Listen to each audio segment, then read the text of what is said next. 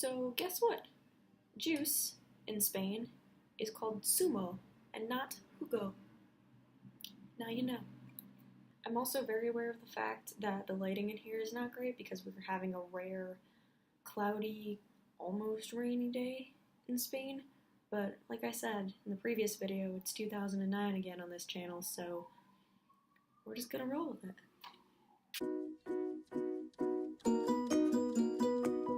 Hello. So this video is going to be all about what you should pack and what you should wait to buy in Spain if you're preparing to study abroad.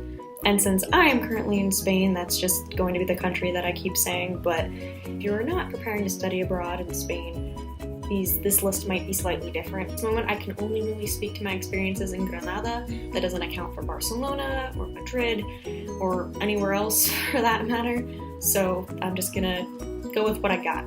So first, I'm going to start with what you should pack, and we are going to start off with travel size soaps and shampoos, conditioners, whatever you need. In my case, we had an orientation the week leading up to when classes would begin, so that meant there wasn't really a lot of time in the day to go out and maybe buy products that we would need. So while I will say you don't need to bring with you like your whole big thing of shampoo, because that is fairly affordable here.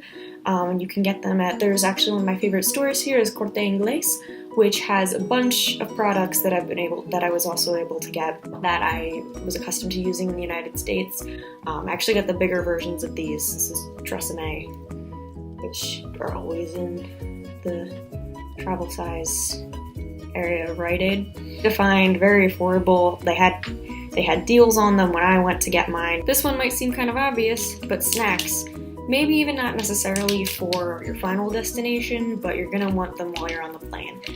Because enough stand-up comedians have made jokes about airline food and how great that is. This one also might seem fairly obvious, but I actually forgot to bring both of these somehow. Toothbrush and toothpaste. I was, of course, able to buy them. I somehow remembered to bring mouthwash and forgot to bring both of these. So that was an interesting first 3 days.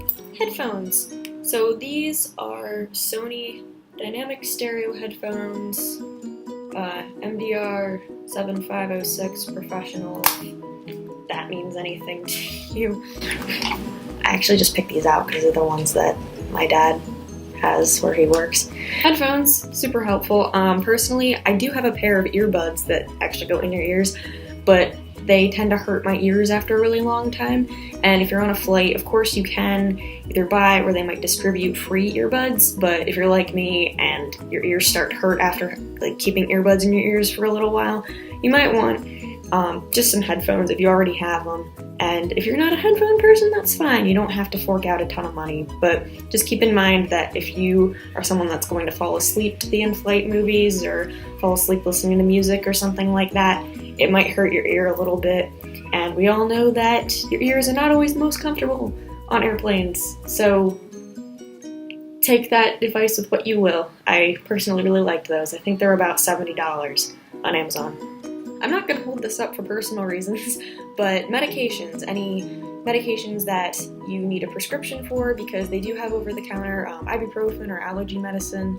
I'm allergic to basically everything in nature, so I had to make sure that I had a 90-day supply at least, or for all of my medications that I take, all of my medications. Make sure you do that, because sending medication or anything, honestly, through customs is kind of a pain in the ass. Adapters! So, the one for Spain, or Europe, is not actually in here because I'm using it, but you can get a pack of these, I'm pretty sure, at Rite Aid or any, like, drugstore. They have them pretty available in the United States or on Amazon. This one is good if you're planning to travel to other countries. Personally, I have a trip planned to Liverpool and London in December. Again, have different power adapters than even in Spain. So this is great for, if you're planning on going even outside of the country that you're studying in. Skincare. So this is one of the ones I'm not entirely sure if it would be across the board, but what I'm gathering basically is that skincare is much more expensive in Spain. Sunscreen cost me about 27 euros, and it's good. It's great. I've been using it every day. This one is SPF SPF 50 because I'm translucent, but it was still really expensive, so which I did not anticipate, unfortunately. If you can't go out in the sun like me for like more than 20 minutes without turning red, I would highly suggest bringing your own. On that same note, I have very sensitive skin and I don't really wear makeup for that reason, so I really value clear skin because if I put makeup over it just gets worse and I just feel worse about myself. I'm kind of breaking out a little bit, but it's fine. But if there is a skincare routine that you really like to stick to, I would highly recommend bringing that with you. I, once again, did not do that, and these together were around the same amount as the sunscreen, which is fairly expensive as compared to what I'm used to, and it's not even like a ton. Well, this is actually getting me pretty far, but this is not a lot of lotion. They work great. Again, I've never used this brand before. I'm sure there's similar chemical compounds in the United States available. I'm going to move on to a few of the things that you can buy once you get to Spain. So first thing being notebooks, pens, pencils, anything like that. Although I would keep in mind that it is very hard to find lined notebooks. I was personally able to find this nifty Spider-Man one at a dollar store, or I guess it'd be a Euro store. I don't know, I forget what it was called. Not like your typical, like I handed in an assignment with this on it. My professor didn't mind, luckily. But yeah, just notebooks, very easy to find, fairly inexpensive, but just keep in mind that they will either have the graph paper or they will just be blank, unlined pieces of paper. So if you really value your lined paper, you can either order them on Amazon, they exist, they're just fewer and far between. Maybe have like a few pens, pencils with you, but you don't have to bring your entire like huge pencil case from home. That's what I'm saying. Maybe it's just me that has a huge pencil case. Razors. I would normally say to bring these with you if you were just going on a trip. However, you're going to be here the entire semester, so you can just easily buy these. They're comparable price. They're expensive in the United States and they're expensive here, both the razor and the razor itself and then the blade. I'm unfortunately not being sponsored by Gillette Venus, but it's fantastic because it doesn't take up too much space. And once again, if you're planning on traveling outside of your country that you are studying in, it's a great little travel companion. And look, he just goes back in his house. I'm sorry, I just assumed your gender. Next thing you can buy a SIM card here, unless you have a really fantastic international plan, which I unfortunately do not. You can buy a SIM card if your phone is unlocked. I personally have an iPhone 6S, and I bought it from the Apple store, so I was able to unlock it, take my US SIM card out, and put in one from Vodafone, which I loaded with about 2 gigabytes of data.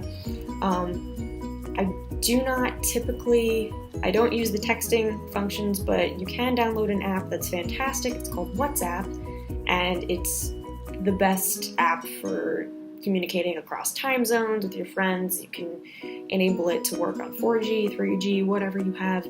Would highly recommend. You can video chat with people on it, you can make calls on it. The last thing, and I'm not sure how your program will work, but personally I was told to not buy any of the textbooks or anything before coming to Granada, which is really good advice.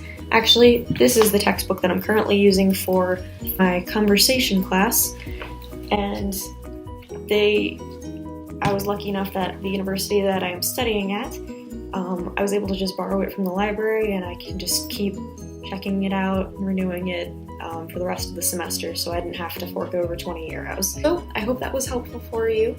If you are planning on studying abroad, naturally, disclaimer, every country, every program, homestay, or if you're in an apartment with other students, that's all going to depend what you pack. But I do hope that this was at least helpful somewhat. I know I ended my last video with a travel quote at the end. I personally just really like movies, so I'm gonna now be ending my videos with movie quotes, and you can leave a comment if you can guess what movie it's from.